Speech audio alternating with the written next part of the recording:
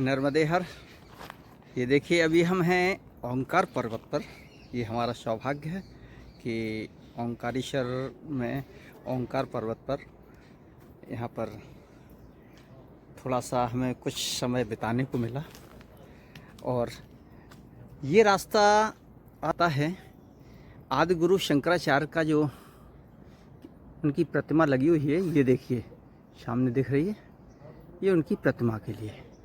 और ये वहीं से निकट में ही एक, जब आप सड़क मार्ग से आएंगे तो इस तरीके से ये आपको दिखेगा। देखिए ये रास्ता एक जाता है इधर नर्मदा जी की तरफ,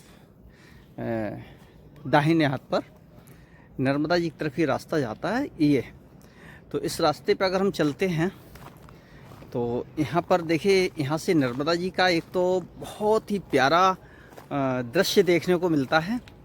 और जंगल तो है ही पर्वत पर, और साथ में यहाँ पर एक आश्रम है, कुछ संत वगैरह यहाँ रहते भी हैं। और वहीं उनकी महाराज जी की एक शिष्या हैं। तो ऐसा मुझे यहाँ बताया गया कि बहुत ही विदुषी विद्वान। तो आइए चलते हैं आज कुछ उनसे नर्मदा जी के बारे में और इस स्थान के बारे में कुछ उनके मुखारबिंद से सुनते हैं, और कोशिश करेंगे, उनसे प्रार्थना करेंगे कि हमें वो चीज़ें बताएं जो हमारे शास्त्रों में वर्णित है। किंवदंतियाँ तो हमने नर्मदा जी की बहुत सुनी हैं, और इतनी किंवदंतियाँ हैं, आप नर्मदा जी के जिस घाट पे जाएंगे आपको एक नई किंवदंती मिलेगी, और इतनी रोचक होती है कि लगता है सुनते ही रहें। लेकिन हमारे शास्त्र क्या कहते हैं माँ नर्मदा जी के बारे में, इस स्थान के बारे में, ये थोड़ा सा हम संक्षेप में साध्वी जी के मुखारबिंद से सुनेंगे। तो आइए चलते हैं, करते हैं संत दर्शन, और कुछ आज देखो क्या मिलने वाला है माँ नर्मदा जी की कृपा से। और ये देखिए, ही चेहरा दिखा के रह गए। ये देखिए यहाँ से नर्मदा जी का स्वरूप देखिए कितना सुंदर है, ये बहुत प्यारा लगता है। सामने आपको सतपुड़ा दिखाई दे रहा है, सतपुड़ा पर्वत। और इस समय हम हैं ओंकार पर्वत पर, जो विंध्याचल का ही एक हिस्सा है। तो आइए चलते हैं इस तरीके से, देखिए आश्रम पर, और आश्रम पर चलने के बाद करते हैं संत दर्शन। ये आ गए हम, देखिए आश्रम पर। और आश्रम तो बहुत अच्छा बना हुआ है। तो आइए यहाँ पर कुछ संत दर्शन भी करते हैं। और देखो आज क्या, ये साध्वी जी हैं, ये देखिए ये है आश्रम, गुरु जी बैठे हुए हैं। ये साध्वी जी, दंडवत गुरु जी। जय श्री राम। नर्मदे हर भगवान। नर्मदे हर, नर्मदे हर, नर्मदे हर। हाँ, राम जी की कृपा से कहाँ से पधारे हैं आप? महाराज जी नर्मदा जी के नर्मदा खंड में ही भ्रमण कर रहा हूँ। वैसे तो मैं उत्तर प्रदेश से आता हूँ। अच्छा जी जी, आपके दर्शन करने का सौभाग्य प्राप्त हुआ। तो आप क्या पत्रकार हैं? जी नहीं महाराज जी, एक छोटा सा यूट्यूब चैनल है हमारा, एहसास प्रकृति का। यूट्यूब चैनल चलाते हैं, तब जी। तो आप हमारे नर्मदा मैया को फोटो बनाइए, संतन की बनाइए, भक्तन की बनाइए। जी जी जी जी जी जी, और बिल्कुल राम जी आपका आदेश मिलेगा तो अवश्य, हम इसी आशा से आए ही हैं। हाँ, नर्मदा मैया को जन जन में पहुँचाइए, जी जी सब भक्तों का कल्याण हो। जी जी जी सभी संत महात्मा और भक्त यहाँ पर पधारें, जी जी जी ओंकार भगवान का दर्शन करें, मैया का स्नान करें, जी और अपने जीवन को अच्छा बनाने का सब कोई प्रयास करें। जी आपके माध्यम से पूरे देश में फैलाइए। जी। नर्मदे हर। नर्मदे। रुकते हैं मैं यहाँ पर कुछ चर्चा करेंगे माँ नर्मदा जी के बारे में, ओंकारेश्वर जी के बारे में भी जानेंगे। जी भगवान। नर्मदे हर। नर्मदे।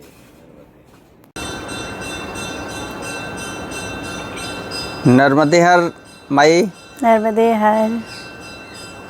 जी माता जी, अपना शुभ नाम? मेरा शुभ नाम गुरुओं का दिया हुआ छोटा सा नाम है सर्वेश्वरी देवी। जी। और ये नीलांचल धाम आश्रम ओंकारेश्वर में जी परिक्रमा मार्ग में स्थित है।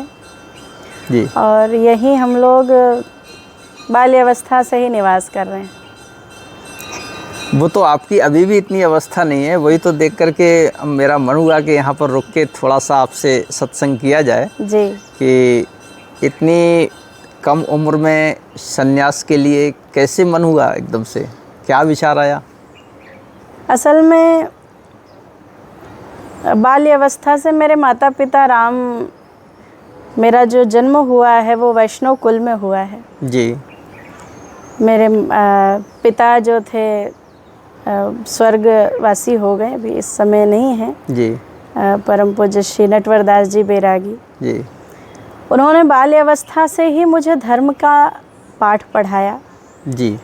और परम पूज्य प्रातस्मरणीय श्री गुरुदेव वैष्णव कुल भूषण श्री श्री 1008 श्री महंत रामचंद्र दास जी महाराज, जिनसे मेरे गुरुदेव जैसे मेरे पिताजी का आना जाना था, मिलना जुलना था, और उन्हीं से उनको धर्म की प्रेरणा मिलती थी। हनुमान जी के बड़े भक्त थे।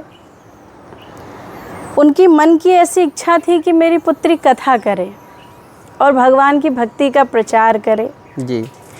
इसीलिए उन्होंने 6 वर्ष की अवस्था में ही मुझे गुरुदेव के चरणों में समर्पित कर दिया। 6 वर्ष की अवस्था जी, में? मैं 6 साल की थी। जी। और तभी से गुरुदेव से दीक्षित हो गई और उसके बाद से इसी स्थान में निवास कर रही हूँ। यहीं मेरी पढ़ाई भी हुई।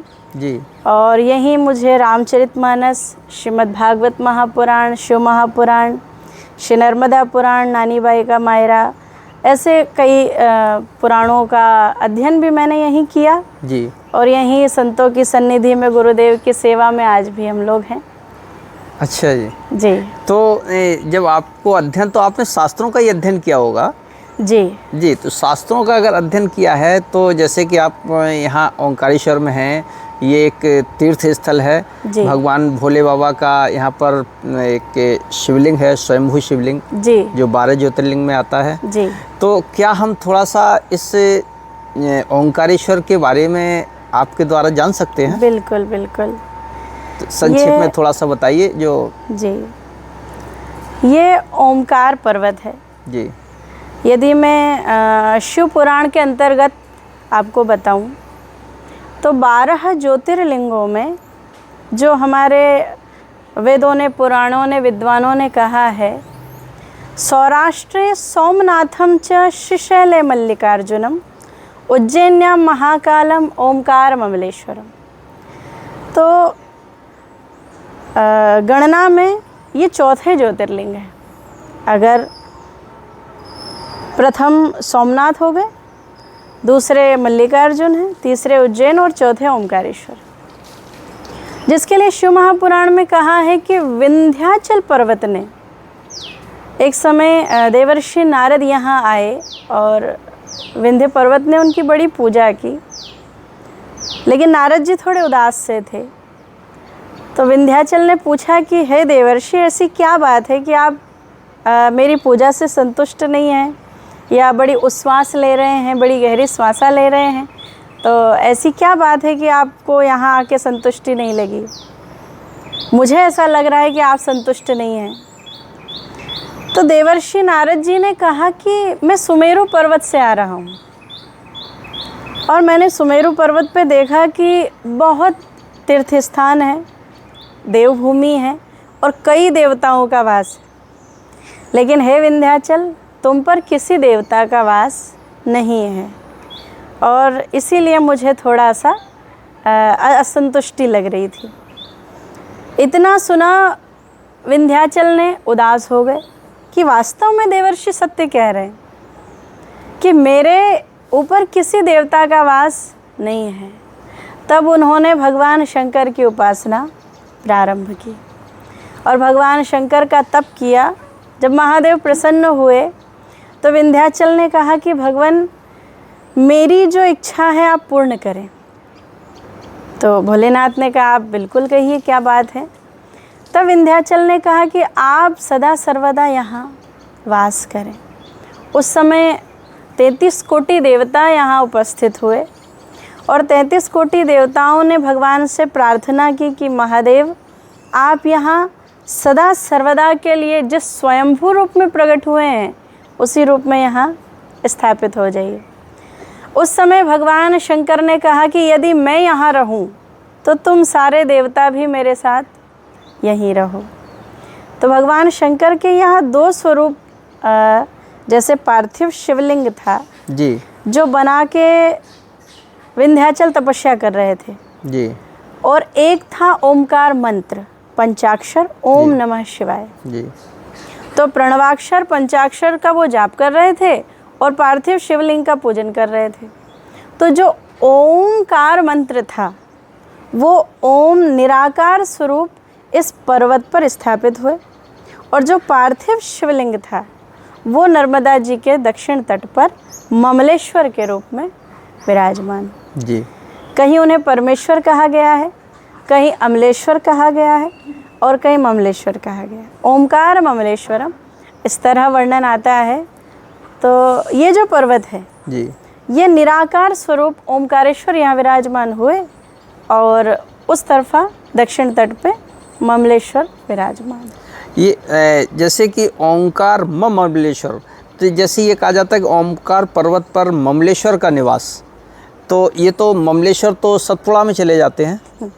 नहीं जी, ओमकार ममलेश्वर, ओमकार पर्वत यहाँ निराकार स्वरूप में ओम अक्षर जो है, जी जी जी, ओमकार जो मंत्र है जी जी, उस निराकार के स्वरूप भगवान यहाँ उपस्थित हैं। अच्छा अच्छा अच्छा, और वो पार्थिव है।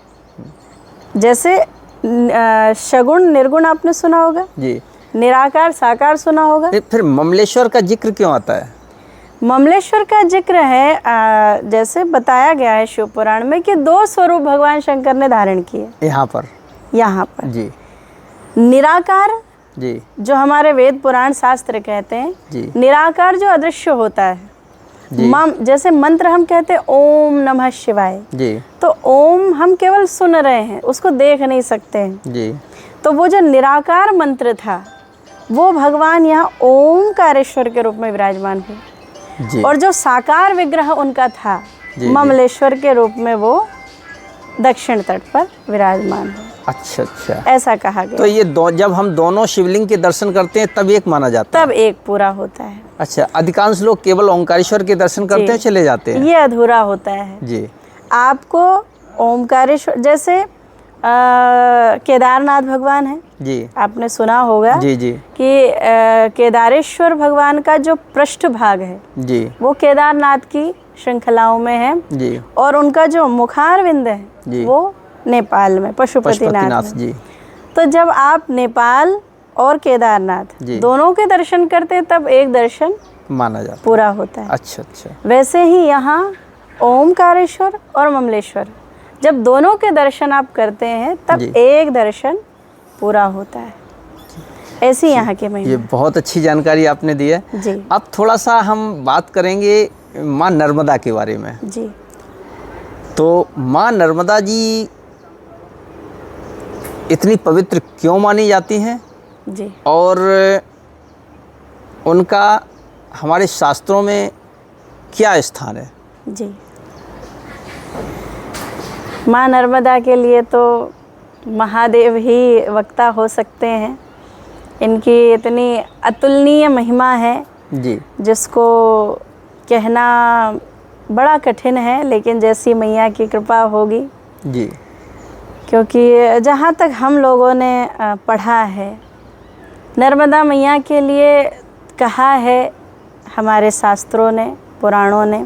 स्कंद पुराण में भी बृहद महिमा माँ नर्मदा की कही गई है, वायु पुराण में भी है, शिव पुराण में भी महिमा है, और रामचरितमानस में गोस्वामी तुलसीदास जी ने भी एक चौपाई लिखी है। उन्होंने कहा है, शिव प्रिय मेकल शैल सुतासी, सकल सिद्धि सुख संपत्ति राशि। माँ नर्मदा भगवान शिव की प्रिय पुत्री है, भगवान शिव की प्रिय हैं, और सदा सर्वदा सारी सिद्धियाँ, सुख संपत्ति वैभव सब कुछ देने वाली।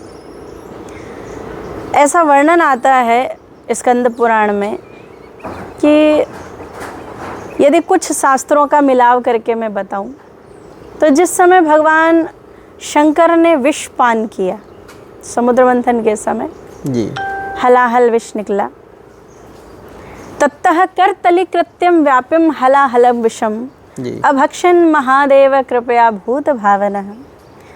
जब भूत भावन भोलेनाथ ने उस विष का पान किया तो उन्हें उस समय शरीर में थोड़ी गर्मी सी प्रतीत हुई। उस समय हमारे संत जन ऐसा भी कहते हैं कि महादेव के मस्तक पर चंद्रमा को विराजमान किया, जिससे थोड़ी शीतलता उनको प्राप्त हो, जी जिससे चंद्रमा में अमृत तो है ही। जी दूसरा, उस समय सारे देवगण एक एक कलश जल भगवान शंकर के मस्तक पर अर्पण करने लगे ताकि उनको थोड़ी शीतलता मिले प्राप्त हो। जी और वो समय सावन का ही था और इसीलिए सावन का महीना शिव अभिषेक के लिए उत्तम माना जाने लगा। जी लेकिन इतना सब होने के बाद भी भोलेनाथ के शरीर में जो उस विष का प्रभाव था जी वो शांत नहीं हुआ, और इसीलिए भोलेनाथ ऐसा कोई स्थान देख रहे थे जहाँ बड़ी शीतलता हो। जी तो वो भ्रमण करते करते करते करते अमरकंटक पर्वत पर पहुँचे जी और वहाँ वो तपस्या करने लगे और वहाँ तप करने लगे। कुछ शांति की अनुभूति उनको हुई, कुछ शांति मिली, लेकिन जिस समय वो गए थे उस समय तो विष का प्रभाव था। जी तो उनके शरीर में उस समय स्वेद बहने लगा, पसीना बहने लगा। यदि कोई व्यक्ति ज़्यादा गर्मी होती है या अंदर घबराहट सी होती है जी तो स्वाभाविक है कि पसीना आएगा ही। जी तो उस पसीने से माँ नर्मदा की उत्पत्ति बताई जाती है। अथवा भगवान शंकर और माँ पार्वती ने ऋक्ष पर्वत पर तपस्या की और उनके तप से जो श्वेत बहा उससे माँ नर्मदा की उत्पत्ति बताई जाती है। जी और भी कई उपाख्यान हो सकते हैं माँ नर्मदा की उत्पत्ति के, जी। लेकिन मुख्यतः यही है जी कि शिव के स्वेद से, भगवान शंकर के पसीने से, जी जी जैसे भगवान विष्णु के अंगूठे को ब्रह्मा जी ने धोया जी तो उस जल से माँ गंगा प्रकट होती है, जी वैसे ही भगवान शंकर के स्वेद से जी माँ नर्मदा की उत्पत्ति जी बताई गई। उन्होंने उस समय एक कन्या का रूप लिया। ऐसे वैसे कई शास्त्रों में हमारे वर्णन आता है कि माँ पार्वती के ओबटन से गणेश जी की जी, उत्पत्ति जी, जी। हुई, तो ये कोई आश्चर्य नहीं है। जी तो शिव जी के स्वेद से कन्या के रूप में जब माँ प्रकट हुई तो उस समय उन्होंने 10,000 वर्षों तक तपस्या की जी माँ नर्मदा ने। महादेव प्रसन्न हुए, उन्होंने कहा पुत्री वरदान मांगो, क्या चाहती हो? मेरे शरीर से उत्पन्न हुई हो इसीलिए तुम सदा सर्वदा पवित्र हो। जी शिव तनया तुम हो, शिव नंदिनी हो, इसीलिए सदा सर्वदा तुम पवित्र हो, लेकिन फिर भी जो तुम्हारी इच्छा हो वो वरदान तुम हमसे मांग सकते हो। तो माँ नर्मदा ने कहा, हे महेश्वर, सबसे पहले तो मेरी यही प्रार्थना है कि जैसे पूरे संसार में पापनाशिनी माँ गंगा विख्यात है, यदि कोई पाप कर लेता है तो उसको एक ही बात कहा जाता है कि तुमको गंगा स्नान करना होगा। जी तो गंगा मैया पापों का विनाश करने के लिए सामर्थ्य रखती हैं, वैसा ही सामर्थ्य मुझे प्राप्त हो। जी जैसे गंगा जग पावनी है वैसे मैं पावनी बनी रहूं। मेरे तट पर चींटी से लेके हाथी तक का भी जीव वास करे, तप करे या उसका शरीर ही छूट जाए, और यदि वो मेरे जल में बहे तो उसे पुनर्जन्म में उच्च कुल में जन्म मिले अथवा तो वो मुक्त हो जाए।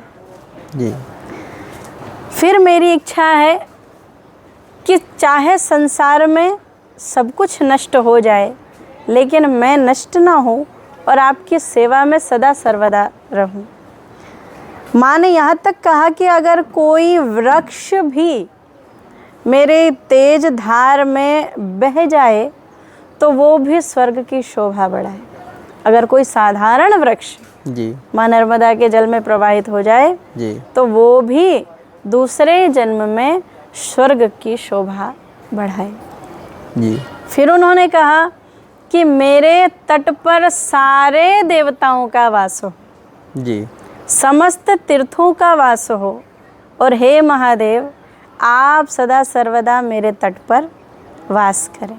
जी और यदि कोई मेरे तट पर एक रात्रि दिन रात 24 घंटे रह के भगवान शिव का भजन करे जी तो उसे ब्रह्म हत्या जैसे पापों से मुक्ति मिल जाए और वो आपके धाम पहुँचे। शिव पुराण में कहा है कि यदि कोई व्यक्ति नर्मदा के तट पर वास करता है तो उसे वैकुंठ लोक की प्राप्ति हो जाती है। तो भगवान शंकर से ऐसे कई वरदान माँ नर्मदा जी ने मांगे। जी तब भगवान शंकर ने कहा कि इतने वरदानों की तो आपको आवश्यकता ही नहीं थी, जी क्योंकि जितने वरदान आपने मुझसे मांगे हैं ये तो आपको स्वतः ही प्राप्त है। हे नर्मदा आप सबको सुख देने वाली है, नर्म अर्थात सुख देने वाली, जी सबको आनंद देने वाली है। जी जय जगदानंदी कहा है मैया को, जी इसीलिए तुम्हारा नाम मैं नर्मदा रखता हूँ। अथवा तो समुद्रा सरिता सर्वा कल्पे कल्पे क्षयं गता सप्त कल्पक्षये क्षीणे न मृता तेन नर्मदा। सारे समुद्र सारी नदियाँ कल्प कल्प में समाप्त हो जाएंगी, लेकिन 7 कल्पों तक, स्कंद पुराण में 14 कल्पों का 21 कल्पों का वर्णन है, अथवा तो चिरंजीवी है माँ नर्मदा जी।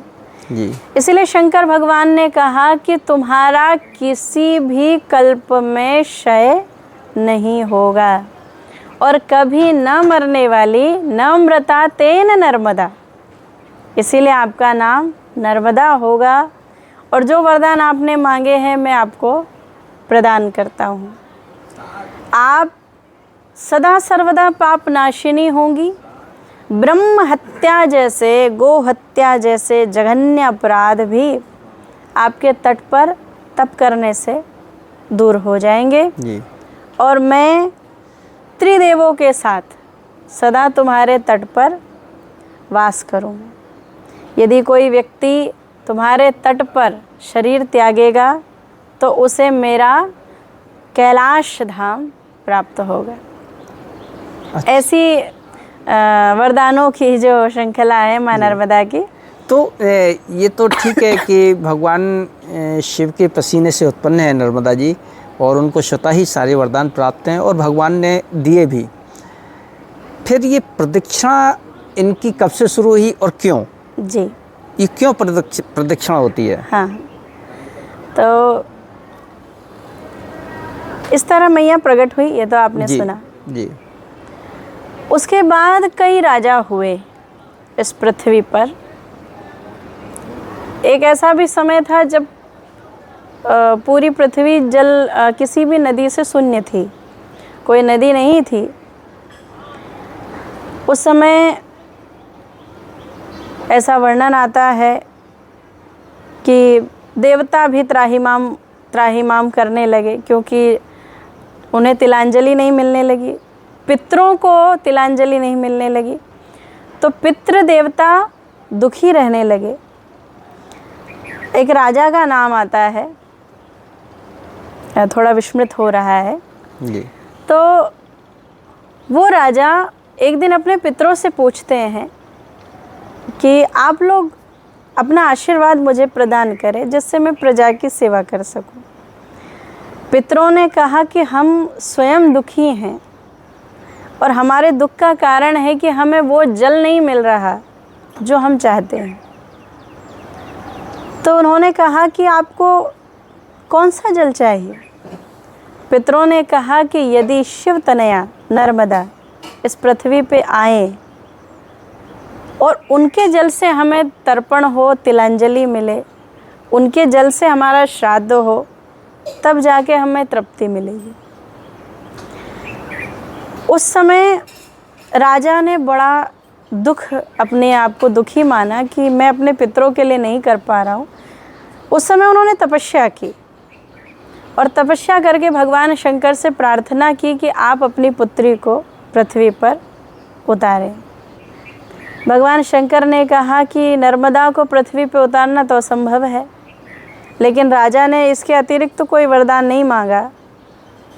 तो भगवान शंकर ने 7 पर्वतों को बुलाया कि नर्मदा सीधे पृथ्वी पे नहीं आ सकती, जिसमें हिमालय जैसे पर्वत शामिल थे, लेकिन उन्होंने बिल्कुल असमर्थता व्यक्त की।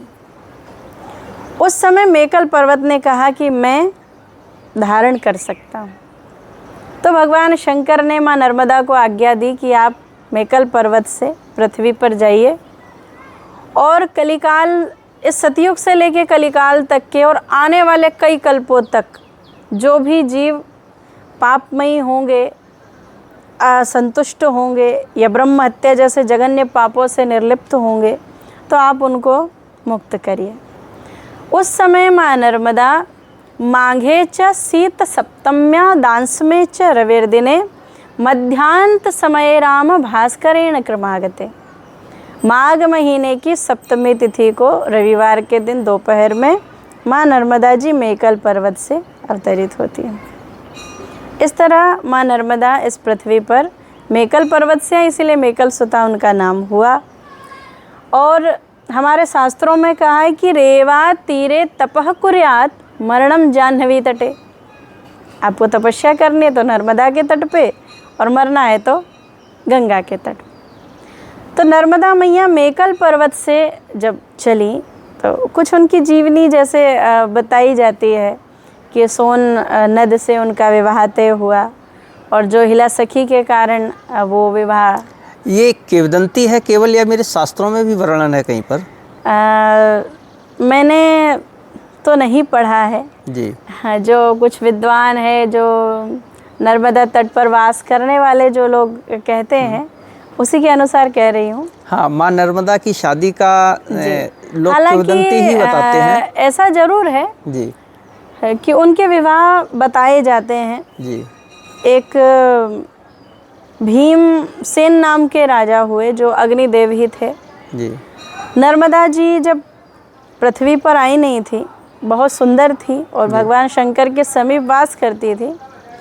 उस समय अग्निदेव की उन पे कुदृष्टि पड़ी माँ नर्मदा पर।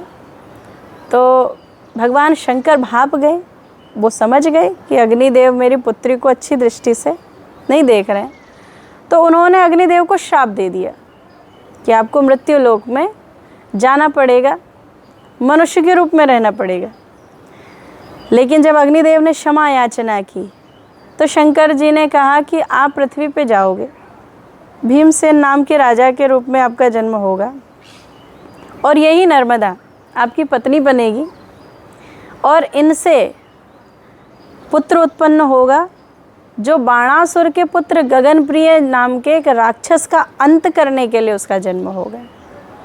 तो ऐसी कथा नर्मदा पुराण में मुझे प्राप्त हुई।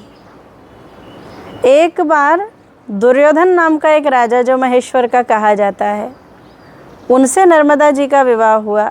उनसे भी एक पुत्री का प्रागट्य है। हालांकि कलियुग में पांडव वाला दुर्योधन, ये अलग नहीं, ये अलग राजा है। अच्छा, ये धार्मिक राजा थे दुर्योधन नाम के जी, जो माहिष्मति महेश्वर के राजा हुआ करते थे जी।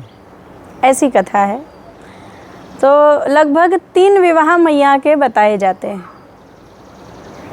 वो प्रचलन में तो प्रचलन में वो चीर कुंवारी है। हाँ, कुंवारी बोली जाती है। कुंवारी हैं। जी जी। क्योंकि ऐसा होता है कि विधि का विधान जो पहले से तय होता है। जी जी। जैसे हम लोग सुनते हैं कि अभिमन्यु जो थे अर्जुन के पुत्र थे, और चक्रव्यूह का भेदन उन्होंने किया, और फिर वो वहाँ भगवान के होते हुए भी, अर्जुन के होते हुए भी वो नहीं बच पाए। तो ऐसा महाभारत में वर्णन आता है कि महाभारत की रचना हो रही, भूमिका बन रही थी। उसमें सारे देवताओं को कहा गया कि आपको अवतार लेना है पृथ्वी का भार उतारने के लिए। तो सभी ने अवतार लिया। जो हम जानते हैं कुंती के द्वारा 5 जो देवता थे, धर्मराज, वायुदेव, इंद्रदेव और अश्विनी कुमार, इन 5 से 5 पांडवों का प्रागट्य हुआ। ऐसे ही सारे देवता जन्म लेते जा रहे थे। तो चंद्रमा जो थे उनके एक पुत्र थे वर्चा नाम से। देवता उनके पास गए और कहा आपके पुत्र को भी आप पृथ्वी पर अवतरित करावें। चंद्रमा ने कहा कि जा तो सकते हैं, लेकिन मैं अपने पुत्र से बहुत ज़्यादा प्रेम करता हूँ, इसीलिए मैं इनको ज़्यादा समय के लिए नहीं भेज सकता। ये जाएंगे और इनका जो जीवन है वो सारे संसार में प्रशंसनीय होगा, ऐसे कर्म ये करेंगे, लेकिन चक्रव्यूह का भेदन करते समय ये मेरे पास वापस आ जाएंगे। तो ये पहले से तय था। जो वर्चा थे वही अभिमन्यु बन के आए, और भगवान कृष्ण के और अर्जुन के होने के बाद भी जो अभिमन्यु थे वो वीरगति को प्राप्त हो गए। तो ये पूर्व निर्धारित होते हैं, क्योंकि ये देव नदी है, माँ नर्मदा जी। 7 गंगाओं में इनका नाम आता है। इसीलिए कई ऐसे राक्षस हुए जिनका वध इनके पुत्र के हाथों से लिखा था। इसीलिए एक भीमसेन नाम के राजा, जो अग्निदेव का मैंने आपको बतलाया, तो अग्निदेव स्वयं भीमसेन के रूप में आए जी। और माँ नर्मदा से उनका विवाह हुआ, फिर उनका पुत्र हुआ और राक्षस गगनप्रिय का वध हुआ। तो ऐसी व्याख्या आती है। उसी के अंतर्गत सोन नद से भी माँ नर्मदा की कथा का वर्णन आता है। हाँ, सोन नद से। जी जी। तो माँ नर्मदा जी को जब ये पता चला कि उनके जो जिनसे उनका विवाह होने वाला है सोननद, और उनकी सखी जो है उनका आपस में प्रेम है, और आज के समय में जो चल रहा है, तो उस समय माँ नर्मदा रुष्ट हो गई, और रुष्ट होने के कारण वो उल्टी दिशा में चल पड़ी। हालांकि क्रोध में व्यक्ति को ये ज्ञात नहीं होता कि वो क्या कर रहा है, इसीलिए नर्मदा जी जब चल पड़ी, क्रोध में वेग भी अधिक होता है, क्रोध में वेग भी बहुत ज़्यादा होता है, और उसी वेग में माँ नर्मदा, उनको कपिल मुनि ने रोकने का प्रयास किया कि माँ आप रुक जाएं। ये किंवदंती की कहानी सुना रही है ना, किसी शास्त्र में तो नहीं है? नहीं, ये अच्छा जी जी। हालांकि सोन नद का वर्णन है जी, लेकिन ऐसी कथा मुझे तो नहीं मिली, खैर हो तो मुझे इसकी जानकारी नहीं है जी। तो ऐसे माँ नर्मदा वहाँ से क्रोधित होकर चल पड़ी, दिशा का भी उनको ध्यान नहीं रहा, और उसी वेग में विंध्याचल और सतपुड़ा के बीच में कई ऐसी चट्टानें हैं जिनको तोड़ना असंभव था जी। लेकिन माँ नर्मदा अपना रास्ता बनाते हुए 1800 मील की लंबी यात्रा अमरकंटक से रत्नासागर गुजरात तक 3 प्रदेशों को, कुछ महाराष्ट्र का प्रांत लगता है माँ नर्मदा जी में, तो मध्य प्रदेश, महाराष्ट्र और गुजरात, तो सीधा अमरकंटक से गुजरात पहुंच गए जी। और जब मैया नर्मदा चल पड़ी तो इनका महत्व तो है ही, क्योंकि शिवपुत्री हैं जी। तो इनके तटों पर आकर देवताओं ने तपस्या प्रारंभ कर दी। रेवा तट पे, दक्षिण तट पे भी तप करने लगे और उत्तर तट पे भी तप करने लगे। नर्मदा मैया का हर कंकर शंकर के रूप में है, ये धीरे धीरे प्रचलन में हमारे शास्त्रों के अनुसार आ गए, क्योंकि शिव पुराण में भी कहा है कि सर्वम लिंगममय जगत। भगवान शंकर ऐसे देवता हैं जिनकी जितनी पूजा देवताओं ने की उतनी ही राक्षसों ने भी की जी। कई राक्षस हुए जिन्होंने शिव जी की स्तुति की, भजन तपस्या की। और लगता तो ऐसा है कथाओं के अनुसार कि देवताओं को कम राक्षसों को ज़्यादा वरदानित किया है भगवान ने। जी जी जी। कहने का तात्पर्य है कि सबके लिए जी, महादेव, मनुष्यों के लिए भी, ऋषियों के लिए भी, देवताओं के लिए भी और राक्षसों के लिए भी, क्योंकि ये भोले भाले हैं। इनको जो प्रेम देता है, जो भाव देता है, ये उसी के हो जाते हैं। और भगवान तो फिर हमारे विद्वानों ने कहा है कि राम ही केवल प्रेम प्यारा। भगवान तो केवल प्रेम के भूखे हैं, तो जहाँ जैसे हृदय में उनको प्रेम मिल जाता है वो वहीं। तो ऐसे पृथ्वी में, पाताल में, आकाश में, हर स्थान पर शिवलिंग विद्यमान है। अमरकंटक से लेके और समुद्र तट तक जी, अमरकंटक से लेके समुद्र तक जितना में भी माँ नर्मदा में ये कंकड़ दिख रहा है, कंकड़ नहीं, साक्षात शिव है। शिव शंकर है। ऐसा वायु पुराण में वर्णन है जी कि माँ नर्मदा के दोनों तटों पर प्रत्यक्ष और अप्रत्यक्ष रूप में 68 अरब तीर्थ हैं। 68 अरब तीर्थ हैं तीर्थ जी, जो प्रत्यक्ष हैं, जी अप्रत्यक्ष हैं। ऐसी मतलब व्याख्या मैंने पढ़ी है, इसीलिए बतलाया। एक समय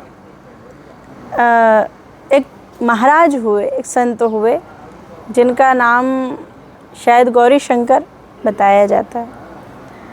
कुछ संतों का, महंतों का, महात्माओं का ऐसा कहना है कि वो अफ़गानिस्तान से थे और उनके हृदय में बस एक इच्छा थी कि मुझे शंकर जी का दर्शन हो जाए, शिव जी का दर्शन किसी भी तरह प्राप्त हो जाए। तो उन्हें किसी ने कहा कि नर्मदा का हर कंकर शंकर है,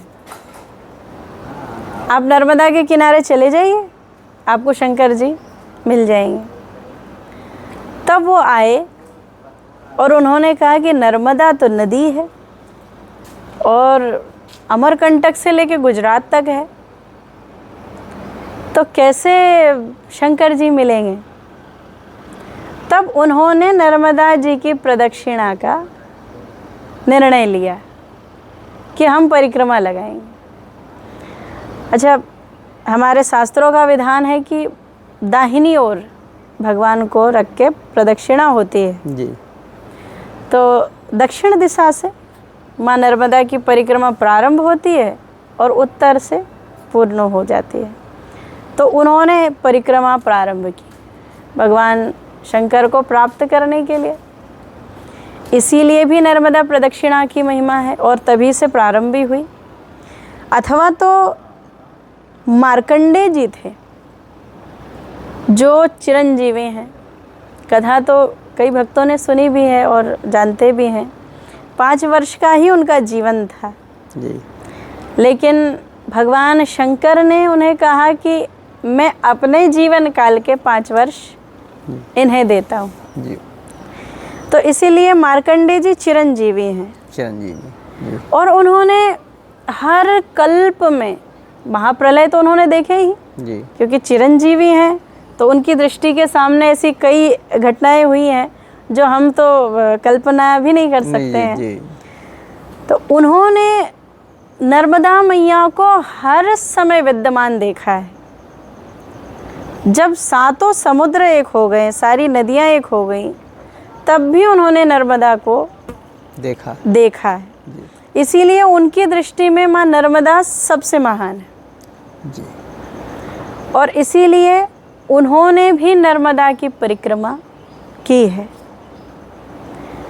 लेकिन उनकी परिक्रमा थोड़ी भिन्न थी क्योंकि चिरंजीवी है जी। इसीलिए वो परिक्रमा ऐसी लगाते थे कि जैसे अमरकंटक से मैया चली हैं तो वो अमरकंटक से चले जी। अमरकंटक में अगर कोई नदी नर्मदा जी में मिली है तो वो उस नदी को भी पार नहीं करते थे। नर्मदा परिक्रमा की ये विशेष रूप से सावधानी रखनी चाहिए कि अगर आप परिक्रमा लगा रहे हैं तो लांघा नहीं जाता है जी। नर्मदा मैया को। तो जो नदी मिलती थी जी। मार्कंडेय जी ने कहा ये भी नर्मदा जी में मिल गई जी। अब इनको भी लांघना यानी नर्मदा जी को लांघने के जैसे पाप लगेगा। जी। तो वो फिर जाते थे उसी नदी के किनारे किनारे और जहाँ उसका उद्गम हुआ वहाँ से पार करके फिर वापस उसी किनारे। अच्छा, मतलब जैसे कोई नदी माँ नर्मदा जी में मिलती है जी। तो उस नदी को भी उन्होंने क्रॉस नहीं किया? नहीं किया। ये तो बहुत लंबी परिक्रमा हो गई। मैं वही कह रही हूँ कि वो चिरंजीवी हैं। जी जी। हम लोगों के पास समय का अभाव रहता है कि हम तो 15 दिन में। माई में कितनी नदियों का संगम हुआ है, कुछ वर्णन है इसका? अब ऐसे तो विद्वान जन कहते हैं 999 नदियाँ उसमें मिली हैं जी। लेकिन अब छोटी बड़ी नदी तालाब कितने ही मिले होंगे, इनकी तो कोई कहा नहीं जा सकता है। जी। और कुछ समय के परिवर्तन से अदृश्य भी हैं। ऐसी कई नदियां हैं जो पहले तो अधिकांश प्रचलन में माँ नर्मदा जी के तट पे हमने अधिकांश लोगों के मुंह से यही सुना है जी कि सर्वप्रथम परिक्रमा मार्कंडे जी ने की है। जी ऐसा जी। मैं वही बता रही हूँ कि मार्कंडे जी जो हैं वो ऐसी ही परिक्रमा लगाते थे। नर्मदा जी की जो भी नदी मिलती थी वो उसके उद्गम तक जाते, फिर आते, फिर नर्मदा जी की परिक्रमा शुरू करते, फिर कोई नदी मिलती फिर उसके उद्गम तक जाते, फिर आते, फिर परिक्रमा नर्मदा जी की करते। तो उन्होंने ऐसे कई परिक्रमा माँ नर्मदा जी की लगाई और तब से ये परंपरा मैया की चल पड़ी परिक्रमा की। हाँ, हालांकि ऐसी कोई नदी भारत में नहीं है जिसकी परिक्रमा लगती हो। भारत में क्या, हम तो समझते शायद विश्व में कोई नदी नहीं है। जी जी, क्योंकि नदियों की पूजा केवल भारत में ही होती है, अन्य जगह तो होती ही नहीं है। हालांकि हमारे वैष्णव महात्माओं में गोदावरी की परिक्रमा होती है जी, गोदावरी नदी की, लेकिन संपूर्ण नहीं होती है, और गंगा की भी संपूर्ण नहीं होती है। ये तो हालांकि जिनकी श्रद्धा है वो करते भी रहते हैं, लेकिन जो महिमा है वो नर्मदा की ही है। नर्मदा के दोनों तटों की महिमा है, और अमरकंटक से लेके गुजरात तक ऐसा बड़ी परिक्रमा के लिए कहा जाता है कि 3 साल 3 महीने और 13 दिनों में ये पूरी परिक्रमा पूर्ण होती है, जिसमें 4 चतुर्मास किसी स्थान में रुकना होता है। इस तरह ये पूर्ण हो जाती है। और यदि बड़ी परिक्रमा बड़ी ही लगानी है लेकिन चतुर्मास नहीं रुकना है तो 6 महीनों में हो जाती है। अच्छा अच्छा।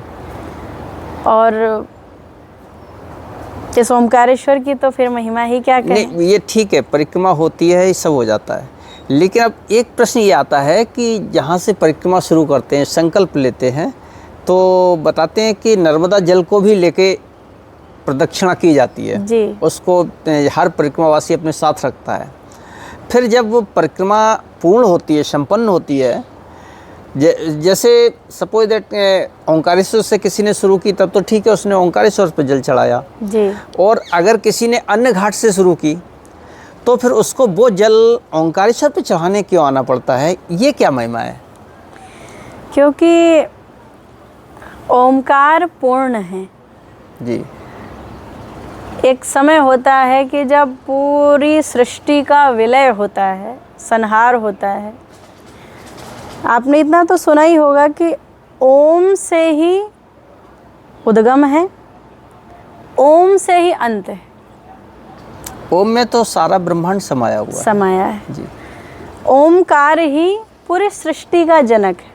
ओम से ही गायत्री वेदों का उद्गम हुआ, ओम से ही सारे मंत्रों का प्रादुर्भाव हुआ, और अंत जब होता है, महाप्रलय जब होता है, तो जैसे उत्पत्ति ओम से होती है ऐसे सब कुछ समाहित ओम में ही होता है। ऐसा मैंने पढ़ा है शिव पुराण में जी। तो अच्छा, संहार के देवता भी शंकर जी ही हैं जी, इसीलिए शिव महापुराण में तो वही जनक हैं और वही संहार करता है। इस कारण ये महिमा है कि आप कहीं से भी परिक्रमा उठाएं या किसी भी तीर्थ में जाएं, अगर आप ओमकारेश्वर में नहीं आए तो आपकी वो तीर्थ यात्रा, वो परिक्रमा अधूरी ही मानी जाती है। इसीलिए आप किसी भी घाट से जल लेंगे, किसी भी घाट से परिक्रमा उठाएंगे, आपको संपूर्ण प्रदक्षिणा के बाद वो जल ओमकारेश्वर पे चढ़ाना होता है, तब जाके वो यात्रा पूर्ण होती है। मतलब शॉर्ट रूप में अगर ये कहा जाए कि ओम में ही सारा ब्रह्मांड है, ओम ही पूर्ण है जी, इसलिए परिक्रमा भी तभी पूर्ण होती है जब वो जल ओम पर समर्पित आता है, ओमकारेश्वर पर जी। अच्छा अच्छा, ये मैं वो वही मन में विचार कर रहा था, किसी से पूछा तो नहीं कि पर जैसे हमने मान लीजिए बरमान घाट, ब्रह्मांड घाट जो बोला जाता है, ब्रह्मा जी का तपस्थली है, वहाँ से परिक्रमा शुरू की और लोग करते हैं अधिकांश। हाँ हाँ। लेकिन उनको जल चढ़ाने के लिए इतनी दूर ओंकारेश्वर ही आना पड़ता है जी, तो इसलिए मन में प्रश्न आया। तो ये ओमकार बिंदु हैं। जी जी। और जैसा कि मैंने प्रारंभ में ही आपको बताया कि यहाँ ये स्वयंभू ओमकारेश्वर है, इसीलिए नर्मदा जी अमरकंटक से लेके गुजरात तक हैं। लेकिन ऐसा कहा है हमारे विद्वानों ने, जैसे गंगा की महिमा है, सर्वत्र सुलभा गंगा। गंगा जी गंगोत्री से लेके गंगा सागर तक सब जगह सुलभ है। सर्वत्र सुलभा गंगा त्रिषु स्थानेषु दुर्लभा। लेकिन 3 स्थानों में गंगा की महिमा सबसे ज़्यादा है, और वो 3 स्थान हैं हरिद्वारे, प्रयागे च गंगा सागर संगमे। आप गंगोत्री में भी नहा सकते हो, ऋषिकेश में भी नहा सकते हो, आप गंगा जी में जहाँ आपको गंगा जी मिले वहाँ नहा सकते हो। लेकिन गंगा की सबसे ज़्यादा महिमा सबसे पहली हरिद्वार में, दूसरी प्रयागराज में, और तीसरी गंगा सागर में। तो ऐसे 3 स्थानों पे यदि आप स्नान कर लेते हैं तो आपको संपूर्ण फल प्राप्त हो जाता है। ऐसे ही माँ नर्मदा जी के लिए है, सर्वत्र सुलभा रेवा। माँ नर्मदा जी अमरकंटक से लेके गुजरात तक सुलभ है, लेकिन त्रिषु स्थानेषु दुर्लभा। 3 स्थानों में माँ नर्मदा जी भी बहुत ज़्यादा दुर्लभ है। ओमकारेश भृगु क्षेत्रे तथा रेवोरी संगमे। सबसे पहला है ओमकारेश्वर, दूसरा है भृगु क्षेत्र, भड़ूच क्षेत्र। भरूच। अच्छा, भृगु क्षेत्र, भरूच को बोलते हैं। हाँ, भृगु क्षेत्र, भृगु जी का स्थान उसको कहा जाता है, इसलिए पहले भृगु क्षेत्र था, समय का परिवर्तन हुआ तो भड़ूच क्षेत्र हो गया। और तीसरा है चांदोद में नर्मदा जी से और नाम की नदी का संगम हुआ है। किस नदी का? और नदी का नाम है और। अच्छा। और वो नर्मदा जी से मिली। ये कहाँ पर हुआ है? ये चांदोद करके है गुजरात में। अच्छा, वो गुजरात में जी जी। तो भड़ूच क्षेत्र, चांदोद और ओमकारेश्वर, ये 3 क्षेत्र ऐसे हैं जी जहाँ नर्मदा जी सबसे ज़्यादा दुर्लभ है। यदि आप नर्मदा जी में ओमकारेश्वर में स्नान कर लें तो अन्य सारे तीर्थ फीके जी। जैसे गंगा की महिमा वैसे नर्मदा जी की, लेकिन गंगा जी से कुछ कदम माँ नर्मदा आगे। हमारे पुराणों ने कहा है कि त्रिभी सारस्वतम तोयम सप्ताहेन तो यामुनाम सदा पुनाति गांगेयम दर्शनादेव नार्मदम। 3 बार स्नान करना होगा आपको सरस्वती में, तब जाके फल मिलेगा। सप्ताहेन तो यामुनाम, यमुना जी में 7 बार स्नान करेंगे तब फल की प्राप्ति होगी। गंगा जी में सदा पुनाति गांगेयम, जैसे ही आप स्नान करते वैसे ही फल मिल जाता है। लेकिन दर्शनादेव नार्मदम, सरस्वती में भी स्नान करना होगा 3 बार, यमुना में भी स्नान करना होगा 7 बार, गंगा में भी स्नान करना होगा 1 बार, लेकिन नर्मदा जी में आपको स्नान करने की आवश्यकता नहीं है। दर्शनादेव नार्मदम, जो फल गंगा यमुना सरस्वती के स्नान से प्राप्त होता है वो सारा फल नर्मदा मैया के दर्शन से ही प्राप्त हो जाता है। अच्छा है। आप मार्कंडेय जी, एक बार यज्ञ हो रहा था माँ नर्मदा के तट पर जी। तो सारे ऋषियों ने यज्ञ किया, पूर्ण किया और स्नान करने लगे, लेकिन मार्कंडेय जी मैया को देख रहे थे जी। तो मार्कंडेय जी ने पूछा माँ नर्मदा से, नर्मदा जी ने पूछा मार्कंडेय जी से जी कि सर्वे मंजसी मुनयः त्वं कथम नेव मंजसी। सारे ऋषि स्नान कर रहे हैं और आप केवल बैठे देख रहे हो, आप स्नान क्यों नहीं कर रहे? तो मार्कंडेय जी ने कहा, माँ रेवा तव दर्शनात् मुक्ति न जाने स्नानजं फलम। हे मैया, जब आपके दर्शनों से ही मुक्ति मिल जाती है तो मैं नहीं जानता कि स्नान का फल क्या होना चाहिए। मुक्ति से बढ़ के दुनिया में क्या है? और जब आपका दर्शन ही मुक्ति दे रहा है तो फिर मुझे नहीं लगता कि मुझे स्नान की आवश्यकता है। इसीलिए नर्मदा मैया हर तीर्थ से अधिक महत्वशाली है। स्कंद महापुराण में ऐसा कहा है कि जब कलयुग के 5000 वर्ष बीत जाएंगे तब गंगा का संपूर्ण फल माँ नर्मदा में समाहित हो जाएगा। यानी आपको जो फल गंगा स्नान से प्राप्त हो रहा था अब तक, वो केवल नर्मदा स्नान से प्राप्त होगा। और जहाँ तक अनुमान है विद्वानों का, इस कलयुग के लगभग 4,32,000 वर्ष का कलयुग है और 5,500 वर्ष बीत गए, ऐसा विद्वान कहते। तो अब गंगा का सारा फल नर्मदा जी में है और आज ये कलयुग की गंगा माँ नर्मदा जगत पावनी है। इनमें आप कहीं भी स्नान कर लो, फल आपको समान ही मिलेगा। ऐसा कहा है कि